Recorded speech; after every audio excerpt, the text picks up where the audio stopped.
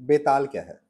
तो बेताल का जो पहला विवरण हमें मिलता है वो बेताल पंचविंशति नाम के एक पुराने टेक्स्ट में मिलता है, जो कि टेक्स्ट पिशाची नाम की एक लैंग्वेज में लिखा गया था, जो कि लैंग्वेज अभी पूरी तरीके से विलुप्त हो चुकी है, गायब हो चुकी है।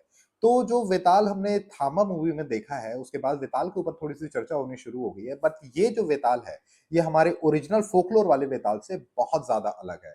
जो वेताल है, उसको बेसिकली शिव पुराण और स्कंद पुराण में इनका ज़िक्र मिलता है, जहाँ पे 2 गणों का ज़िक्र होता है, जिनका नाम है, एक का नाम है नंदी और एक का नाम है महाकाल। अब ये नंदी और महाकाल वो द बुल नंदी और जो भोलेनाथ महाकाल है, ये वो नहीं है, ये उनके गण में से 2 गणों के नाम हैं। इनमें से फाइनली अल्टीमेटली ये जो महाकाल नाम का जो गण है, वो आगे जाके बेताल बनता है।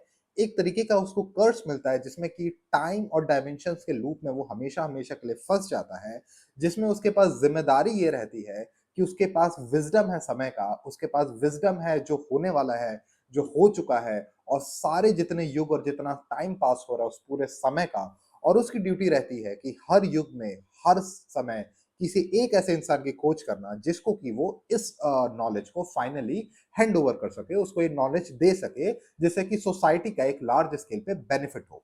अब ये जो वेताल है, इसी कॉन्सेप्ट से विक्रम बेताल और बेताल पचीसी की जो पूरी कहानियाँ हैं, यानी 25 स्टोरीज़ ऑफ वेताल ये निकलती हैं।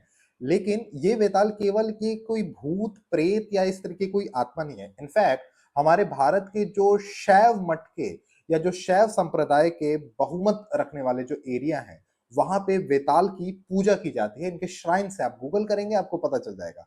तो जो इंडिया का महाराष्ट्र का जो कोस्टल रीजन है, जो आपका गोवा का रीजन है, जो नॉर्थर्न कर्नाटका का रीजन है, वहाँ पे एक्चुअली बेताल की पूजा की जाती है। इनको गार्जियन ऑफ ग्रेवयार्ड्स कहा जाता है, शमशान का गार्जियन इनको कहा जाता है।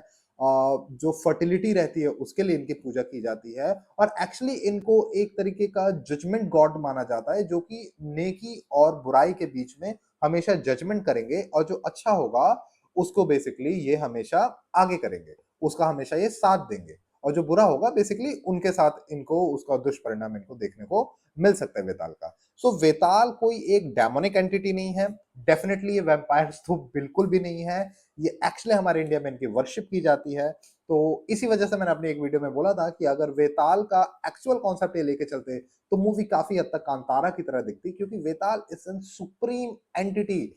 वैम्पायर्स ये बिल्कुल भी नहीं है, ना ये भूत है ना प्रेत है, they are damn good, they are damn cool and I love my history, I love my mythology.